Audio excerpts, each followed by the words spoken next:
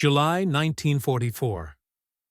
In the heart of the American Midwest, beneath the scorching Kansas sun, a German prisoner of war wiped sweat from his forehead. His name was Hans Muller, 23 years old. Just over a year earlier, he had been marching across Tunisia in the uniform of the Afrika Korps. A committed soldier of Hitler's army, he had been fed countless warnings about America, none of them flattering. They said that if he were ever captured, he would be starved, tortured, perhaps executed. That the Americans were ruthless, merciless, vengeful, and governed by chaos. That surrender meant shame, humiliation, the end of everything. But now he was standing in the middle of a wheat field, and he held a paycheck. Not punishment, not forced labor, but real wages for honest labor. Alongside it, a cold glass of lemonade offered by an American farmer's wife who smiled at him as if he were a neighbor, not a foe. Hans didn't know how to process it. He looked around at the other German prisoners, some laughing, some working quietly. None of them had anticipated this. Back in Europe, villages burned, cities lay in ruins. Yet here in Kansas, songbirds perched in the trees and fresh bread awaited in the mess hall. Instead of beatings, there were baseball games. Instead of cages, there were libraries. Hans had been captured in North Africa in May 1943, endured the blistering sun of Algeria, then crammed onto a ship bound for the Atlantic crossing. He had braced for the worst. And yet, when the train doors swung open in Kansas, the guards didn't bark orders. They handed out water. He received clean clothing, medical attention, and now wages for working in a field under the rules of the Geneva Convention, which, remarkably, the Americans honored.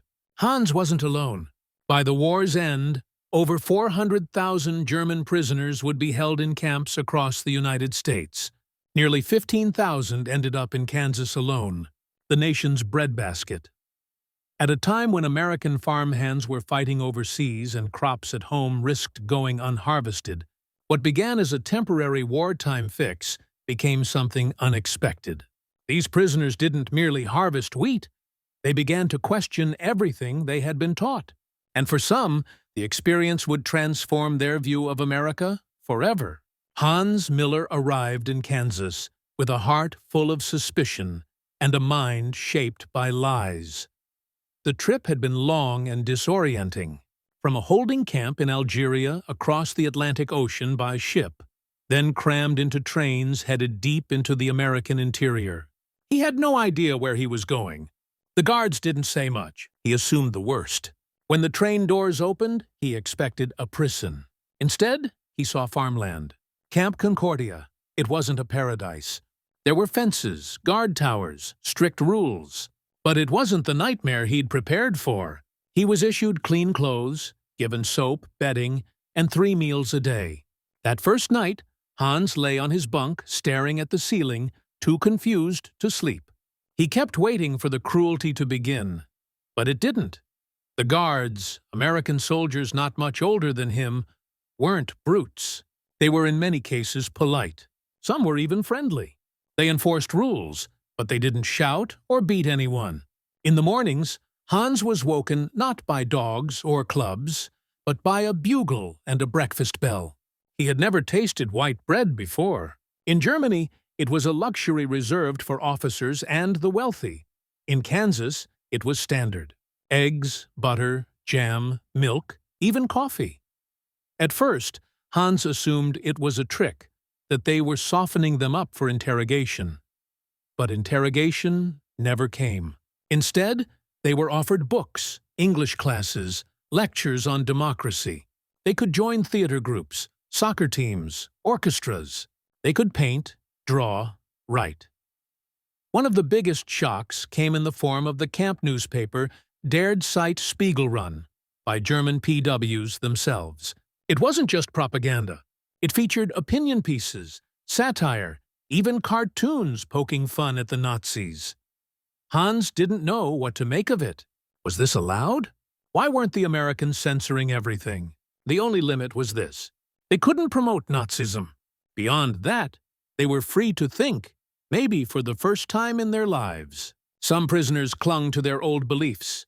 They scoffed at the Americans, mocked the friendliness as weakness. But others, like Hans, started to question. One afternoon, after picking up his paycheck from the camp office, 80 cents for helping repair fences, Hans sat on the edge of his bunk, staring at the slip of paper. His name, his work, his wage acknowledged. Back in Germany, he'd worked longer hours in harsher conditions for less. Often nothing at all. Here, the enemy paid him. Later that week, Hans wrote a letter to his younger sister in Hamburg. He didn't dare say too much. Mail was censored, but he slipped in one simple line. "Tell Mama I have enough to eat." It was the first time in years he could say that honestly. Within weeks, Hans was selected for outside labor. Local farmers needed help badly, and the government arranged contracts with pea camps to supply temporary workers. Hans was assigned to a wheat farm outside Salina, Kansas. When the truck pulled up to the farmhouse, he expected glares, maybe guns. But the farmer, a sun-worn man in overalls, simply nodded and said, "You boys ready to work?" There were no shackles, no snarling dogs, just work. Honest, back-breaking work. And at the end of the day, lemonade, shade, and something Hans hadn't felt in months. Respect. It was small, unspoken, but real. The farmer didn't treat him as a monster. He treated him like a hired hand.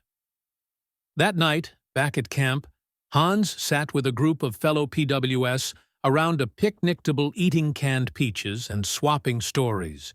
One of them, a former U-boat officer, leaned back and said, "If this is captivity, I wonder what freedom means here."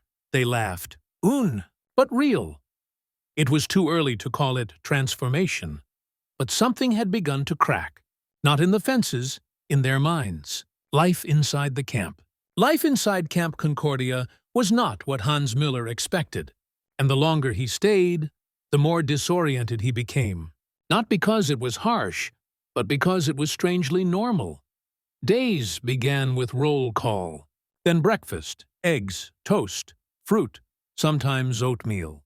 The food wasn't fancy, but it was filling, predictable, safe. After that, the men went off to assigned duties. Some worked in the kitchen or laundry. Others repaired fences or helped maintain the campgrounds.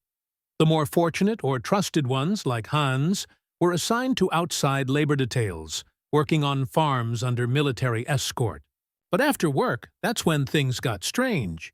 Inside the wire, Camp Concordia buzzed with activity. There were language classes, mostly English, some Spanish. A full library stocked with American literature, newspapers, and even German classics. There were theater groups performing Goethe and Shakespeare, orchestras that rehearsed twice a week, and painting classes that produced stunning portraits. Even murals. One of the murals, painted on a mess hall wall, depicted a peaceful European village at sunset. Hans stood in front of it one evening and felt a lump in his throat. It looked like home. There was a camp newspaper produced by the PS themselves. It featured editorials, puzzles, short stories, and even poems. Some mocking the Nazis, others filled with longing for home.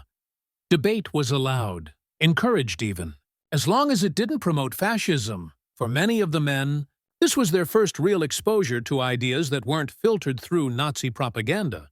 But it wasn't just books and plays. There were soccer tournaments between different barracks, ping-pong, chess, and music nights, even movie nights. The American Guards would set up a projector and screen American films in German or with subtitles. Charlie Chaplin's The Great Dictator drew nervous laughs. At first, Hans remembered one evening when they watched Gone with the Wind. When it ended, an older soldier whispered, "You know, I think I'd fight for a country that made that." The line stuck with Hans. Still, not everyone adjusted. Some clung to the old ideology. The true believers, die-hard Nazis, formed secret cliques. They watched others carefully, especially those who became too friendly with the Americans. There were whispered threats. The Americans. There were whispered threats. One prisoner, caught reading a banned novel, woke up to find his pillow slashed. Another was beaten in the shower for laughing at a joke about Hitler. The American guards tried to keep peace, but the camp's population was massive, over 4,000 men, and internal tensions simmered beneath the surface. Eventually, the most extreme Nazis were separated from the general population and transferred to isolated camps in Texas. After that, things settled. And in that space, something rare happened. Curiosity. Hans began practicing his English more boldly. He wrote letters to his sister, now in British-occupied Hamburg, and received ones back. He started sketching in his free time, portraits of guards, of fellow prisoners of Kansas fields at sunrise. He also struck up a fragile friendship with a guard named Corporal James Doherty, a mechanic from Missouri who'd never left the Midwest until the war. They shared a love of music. One evening, Dari brought in a harmonica and played "You Are My Sunshine." Hans responded with a German folk tune. They both smiled. It wasn't approval. It wasn't forgetting, but it was recognition man to man. Later, Hans would reflect on it in his diary. We were enemies only in uniform, not in soul. But perhaps the most surreal part came outside the camp in the Kansas farms. There, Hans met American civilians, women mostly, older ones, running farms, while their husbands or sons were at war. Many were wary at first, but after days of honest labor, something shifted. One woman, Mrs. Johnson, gave Hans a pair of gloves when she noticed his hands were blistering. Another time, she packed extra bread for the prisoners working in her fields. When Hans offered to fix a broken gate, she simply said, "Just do it right. I don't care what uniform you wore. It wasn't forgiveness. It was practicality." But to Hans, it felt like grace. There were limits, of course. No handshakes, no real conversations, always a guard nearby. But even so, it was more humanity than he had been taught to expect from the so-called enemy. The dissonance grew louder in his head. America was supposed to be brutal, crude, greedy. Instead, he saw order, generosity, even compassion. And yet, it wasn't naive. Hans knew this was still war. American boys were dying every day in Europe. Bombs were falling on German cities. The world was bleeding. But here in this pocket of peace, something was being preserved. A principle, a possibility that even in war, dignity could survive. The Great Kansas Harvest. By the summer of 1944, the war in Europe was entering its bloodiest chapter. But halfway across the world, in the wheat fields of Kansas, another battle was quietly unfolding. Not with guns, but with time. The harvest season had arrived, and with it, a crisis. Kansas was the breadbasket of America. Millions of acres of golden wheat ripened under the sun, waving in the hot wind, ready to feed armies and civilians alike. But there weren't enough hands to bring it in. Nearly every able-bodied young man was overseas. Tractors were breaking down, labor was vanishing, and the wheat waited for no one. If it wasn't harvested soon, it would rot. So the U.S. government turned to its most unlikely workforce, the enemy. German PS were assigned in droves to rural farms across Kansas. Small detachments, usually 10 to 20 men per site, were trucked out each morning under military escort. They'd work from sunrise to early afternoon under strict supervision, then return to camp by sundown. Hans was assigned to a wheat farm near Russell, Kansas, a flat, open stretch of land where the sun seemed to hang low and hot for days on end. His first day was brutal. The heat pressed down like a weight.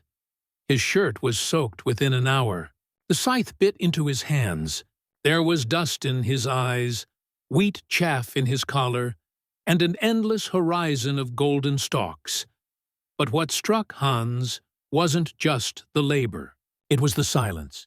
No shouting, no dogs, no insults, just work, and the occasional nod from a nearby farmer.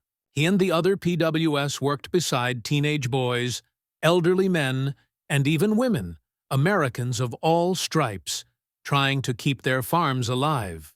And slowly, something began to shift. There were no shared meals, but water was always offered. One farmer handed Hans a worn-out canteen with a quiet "here." Another, after watching the men sweat through a particularly hot morning, drove into town and came back with a crate of Coca-Cola bottles packed in ice. Hans had never tasted soda before. The cold fizz burned his throat, and he coughed, causing the farmer's daughter to laugh, not mockingly, just like a person watching something new. He smiled back. None of this was supposed to happen. Hans had been taught that Americans were crude, arrogant, dangerous, that the enemy would humiliate him, strip him of dignity, treat him like an animal. But here he was, being handed lemonade by a Kansas grandmother, thanked for his work, and told he'd done a good job. That evening, back at camp, Hans wrote in his journal, "The fields are endless, but not as endless as what I was taught." Today, a boy no older than my cousin passed me ash shovel and said, "Thanks, Fritz." I didn't correct him, but I nodded because, in that moment, we were both just tired men trying to finish the day. The irony was staggering. Here he was, a captured soldier of our regime that prided itself on order, strength, and racial superiority. And he was receiving more decency from his enemies than he ever got from his own officers. And the Americans, they were pragmatic. They didn't forget who he was. No one treated the PS like guests, but they also didn't treat them like monsters. To the Kansas farmers, these young German men weren't symbols of fascism or war. They were just hands in the field, and hands were desperately needed. In time, mutual habits formed. A farmer would leave extra gloves out. A P would mend a fence that wasn't part of the job. A few exchanged hand signals to speed up the harvest. One woman, noticing Hans limping, stitched up the sole of his boot without a word. They never talked politics. They didn't have to. The wheat had to come in. That was enough. And come in it did. Thanks to P labor, Kansas farmers saved thousands of acres of crops that summer. The U.S. government estimated that German prisoners performed over 13 million man-hours of agricultural labor nationwide during the war. And nowhere was that felt more keenly than in the plains. Hans didn't know the numbers, but he felt the impact. He saw the relief in a farmer's face when the last row was cut. He saw how neighbors waved as the trucks pulled away, not with fear, but with a kind of restrained gratitude. It didn't erase the war. It didn't change the uniforms, but it changed something else. It cracked the wall, and Hans began to wonder if these people could treat him like this. What else had he been wrong about? The enemies within, for all the kindness Hans Miller experienced outside the wire, inside Camp Concordia, a very different battle was brewing. Because not all prisoners changed, some hardened. Among the 4,000 Germans at the camp, a small but vocal group remained fiercely loyal to Hitler. These men considered any sign of cooperation, even politeness, to be betrayal. They wore their boots polished, clicked their heels in formation, and still addressed each other by rank. They called themselves Die Uberts, the convinced. To them, men like Hans, who worked willingly, learned English, and accepted kindness from Americans, were Wehrer, traitors. At first, the pressure was subtle. Glares in the mess hall, whispers behind bunk walls, old friends who stopped speaking. Then came the threats, sabotaged work boots, torn letters. One man returned from an outside work detail to find his bunk mattress slashed open. And it got worse. One evening, Hans saw it with his own eyes. A fellow prisoner named Kurt, who had once fought on the Eastern Front and now spent his evenings sketching portraits of American guards, was surrounded in the washroom by 3 SS veterans. They accused him of forgetting who he was. They called him a disgrace. Then they beat him badly. The guards intervened, but only after someone screamed. Kurt was hospitalized for a week. When he returned, he didn't speak much anymore. Hans was shaken. He began to walk more cautiously. He kept his drawings to himself. He stopped bringing his journal to the yard. But he also noticed something else. He wasn't alone. Not everyone in Camp Concordia believed the old lies anymore. Many had seen enough war, enough death, enough hypocrisy to start thinking for themselves. In Barrack 9, Hans met a former Luftwaffe mechanic named Ernst, who had secretly been listening to BBC radio broadcasts during the war, an offense punishable by death in Germany. In Barrack 14, a former school teacher named Friedrich quietly handed out banned books. There was even a chaplain who held underground meetings to discuss democracy. These men weren't loud, but they were watching, listening, and hoping. Eventually, the camp command began to notice the tension. By late 1944, reports of violence among PS were increasing across the U.S. Some camps saw full-blown brawls. A few even witnessed murders committed by Nazi loyalists against fellow Germans who spoke too openly against the regime. To protect prisoners like Hans, the army began identifying ideological extremists and transferring them to segregated camps in Texas, where they could no longer intimidate or harm others. One morning, Hans watched a convoy of trucks load up 20 men, all of them die-hard Nazis, and drive them out of Camp Concordia. He recognized faces, men who once barked orders, men who once glared at him across the yard. They were gone, and in their place, something fragile remained. Breathing room. Breathing room. Without the threat of violence hanging over every conversation, new possibilities emerged. Men began to talk more openly about home, about the war, about what might come after. One afternoon, Hans sat with Friedrich, the former teacher, under a tree behind the barracks. They spoke of books, America, what democracy really meant. Friedrich said something Hans would never forget. Propaganda can build walls, but kindness plants seeds. And given time, even seeds crack concrete. Hans said nothing. He just looked at the horizon where the wheat fields began. He thought of the farmer who'd handed him lemonade, of the girl who'd laughed when he tried Coca-Cola, of the pay stub in his pocket, and for the first time in years, he wondered what he would do after the war. Would he go home? Could he? Would Germany even better in the form he remembered? And more importantly, did he want it to be? The turning point. By early 1945, the war was turning. The Allies had crossed into Germany. Cities were falling. The Reich was collapsing. And the prisoners at Camp Concordia felt it. Not in headlines, but in the way letters stopped arriving. In the way men stared blankly at news bulletins. In the quiet moments after roll call when no one spoke. Hans Miller received word in March. His childhood home in Hamburg had been destroyed in a firebombing. His sister was alive barely, his mother not mentioned. He read the letter 3 times, then folded it and placed it under his pillow. That night he didn't eat. He didn't speak. He just sat by the window, staring out into the Kansas dark. This war, he realized, had taken everything. Everything except this strange borrowed life in America. It was a life he never expected, and one he hadn't earned. UTIT had fed him, protected him, let him think, breathe, change. He felt the weight of it more every day. In April, the guards gathered the camp for an announcement. President Roosevelt was dead. The news echoed through the camp like a ghost. Even among the German prisoners there was silence. And then, unexpectedly, murmurs of sympathy. A week later, Berlin fell. Hitler was gone. The war was over. The reaction inside Camp Concordia was complicated. Some prisoners wept, some sang, some fell into stunned silence. Hans felt none of those things. He felt lost.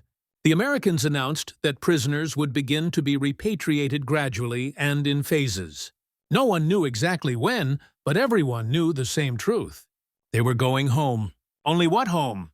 For Hans, Germany no longer meant safety. It meant ruins, hunger, guilt. He walked the camp perimeter that evening, trailing his fingers along the fence. The same fence he had once feared. The same fence that had somehow come to feel like a kind of shelter. He saw Corporal Dar, the guard who'd once shared a harmonica tune.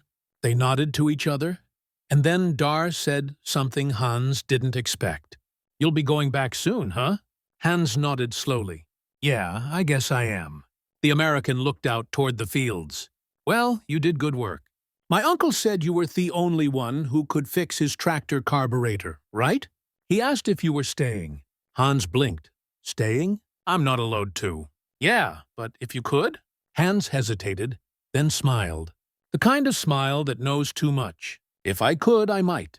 That night, Hans sat down and wrote a letter to himself. Not to his sister, not to the authorities, just to himself. America was never what I expected. It was never what they told me. They said it would break me. It didn't. It gave me pieces of myself I didn't know I had. He folded the letter and tucked it into the back of his journal. Over the next few weeks, repatriation began. The men packed bags, turned in tools, said awkward goodbyes to guards, and even farmers who had come to know them by name. Some prisoners left gifts, paintings, carved wooden figures, even thank-you letters written in shaky English. When Hans's name was called, he boarded the truck slowly. The Kansas sky was as blue as ever. He didn't cry, he didn't wave, but as the truck rumbled down the dirt road, past the fields he once harvested as a prisoner, he closed his eyes and made a promise. He would come back, not as a captive, but as a man, free by choice. The return and the legacy. Hans Müller arrived back in Germany in the winter of 1946. Or rather, he arrived back to what was left of it.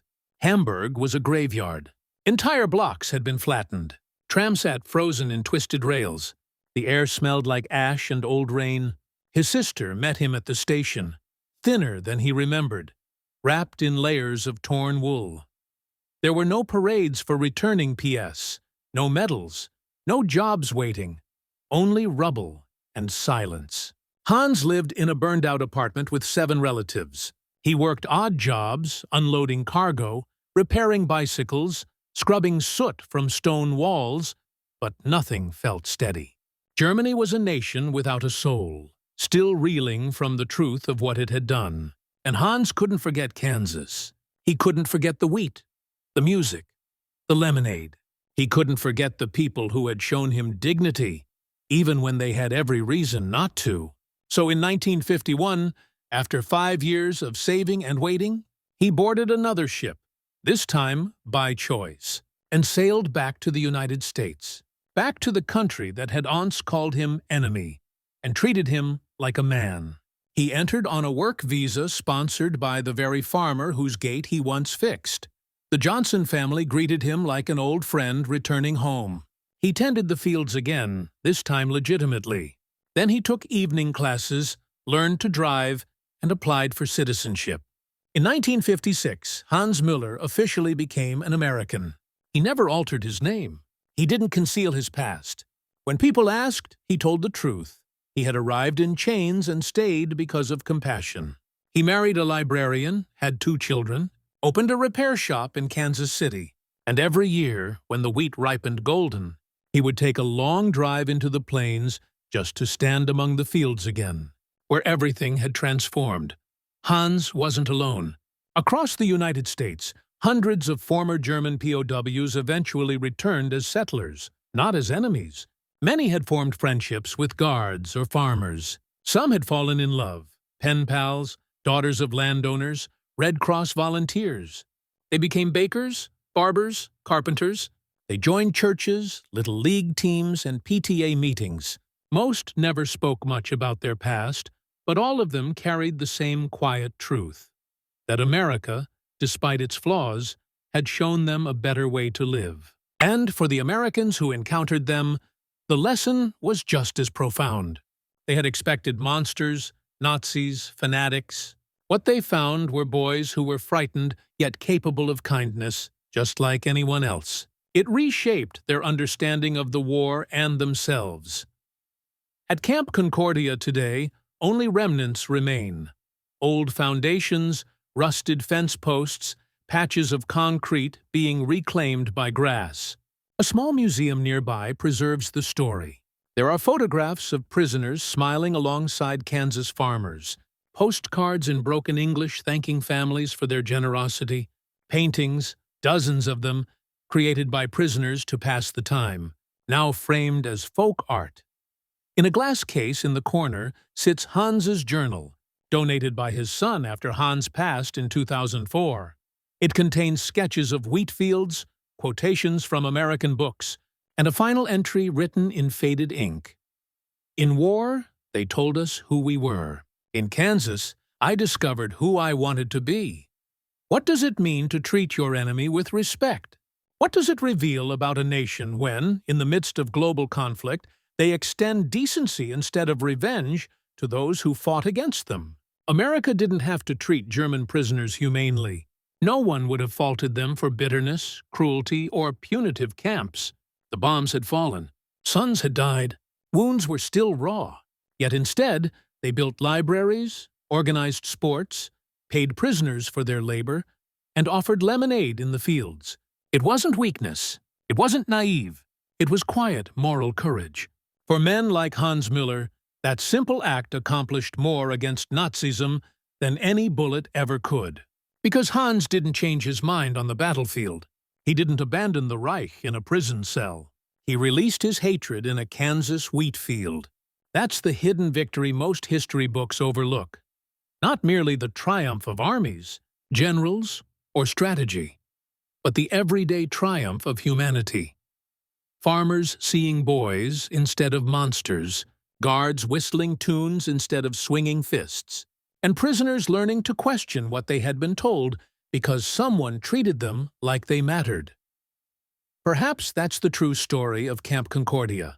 Not defeat or captivity, but something far rarer in war: redemption. Over 400,000 German POWs were held across the United States during World War II. Thousands passed through Kansas. Many left with a transformed view of America.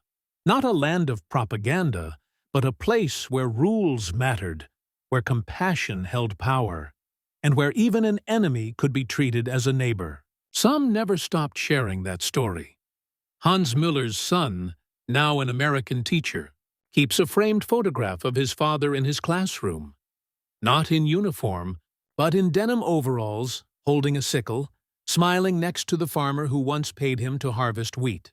Every year, he tells his students, "My father arrived a prisoner. He passed away a citizen. Now we ask you, if you were that Kansas farmer, would you have offered water? If you were that POW, would you have trusted the smile behind the barbed wire?" History is not made only by those who command armies. Sometimes it is shaped by those who choose kindness when the world expects vengeance. What struck you most about this story? The paychecks, the lemonade, the friendships? Share your thoughts in the comments. And if this tale moved you, pass it along. In a world still divided, we could all use a little more Kansas. World still divided, we could all use a little more Kansas.